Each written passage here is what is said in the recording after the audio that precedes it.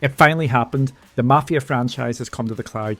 If you were around during the Stadia days, you'll remember the endless promises and jokes about Mafia coming. Spoiler alert, and it never did.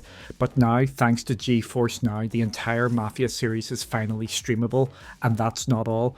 We've also got a new brawler and some fresh releases this week, but the big question is whether 2K is becoming one of GFN's biggest supporters, or if they're just testing the waters.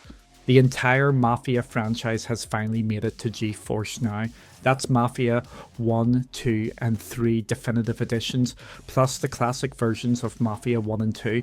If you've never played them, the Mafia games are all about cinematic storytelling, crime family drama, and classic open world action. You start small, guys like Tommy Angelo and Vito Scaletta working their way up the ranks, but by Mafia 3 you're running your own operation and settling old scores. This series has always stood out for its story, atmosphere and great period settings from the 1930s to the late 60s, and the future's looking even better.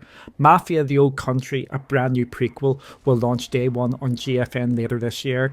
This is also 2K's second big day and date release on the platform after Civ 7. Not bad for a franchise we joked might never make it to the cloud. Let's be honest, Tommy wouldn't be sitting around waiting to see what's next. He'd hit the like and subscribe button. Let me know if you're joining the family.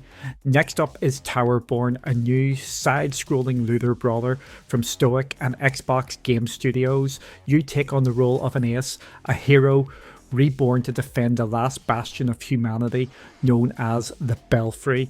The combat is fast and combo driven with different weapon classes like the heavy hitting Rockbreaker or the agile Shadow Striker. You can play solo or team up with up to 3 friends in co-op. Towerborne recently hit Xbox Game Preview, bringing in even more players.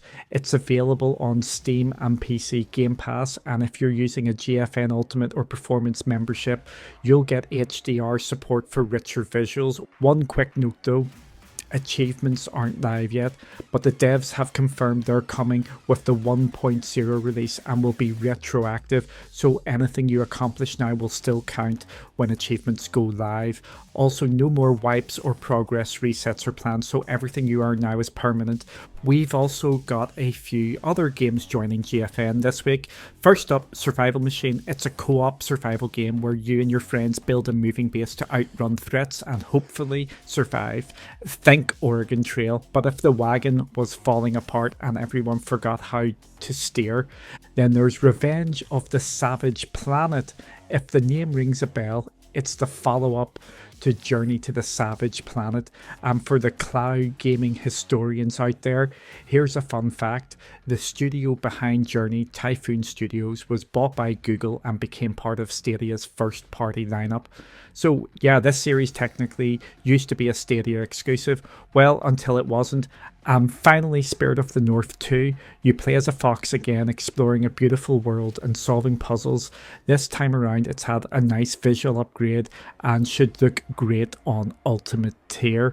So let's take a second to look at the bigger picture this week, with the entire Mafia franchise now on GFN and Mafia. The Old Country confirmed as a day one release. This is now the second major 2K day and date release after Civ. It's starting to look like 2K is testing the waters for a much deeper partnership, but what does all in really look like? Mafia and Civ are great gets, but they're also safe picks. Story driven games and strategy titles are a lot easier to bring to cloud because they don't have the licensing headaches or constant updates you get with sports games or live service shooters. That's why we haven't seen NBA 2K or Borderlands yet. If I were a betting man, I'd say that if Borderlands 4 is going to drop on GFN in September, we'll need to see the older Borderlands games arrive first. That seems to be 2K's strategy. Build up the back catalogue, then bring in the new release day and date. We've already seen them do it with Civilization and now Mafia, and hey, dare I even say it, if 2K is getting serious about cloud, maybe they start leaning on their old friends at Rockstar. Could we ever see Grand Theft Auto games on GeForce Now? Okay, I know that's a stretch, but a few years ago we said the same thing about other publishers, and now look at how many of them are on board. So what do you think? Is 2K fully committing or still playing it safe? And if they are ramping up, what series do you want to see come to GFN next? Let me know in the comments. Which family will you join this weekend? I'm Duncan from Cloudy.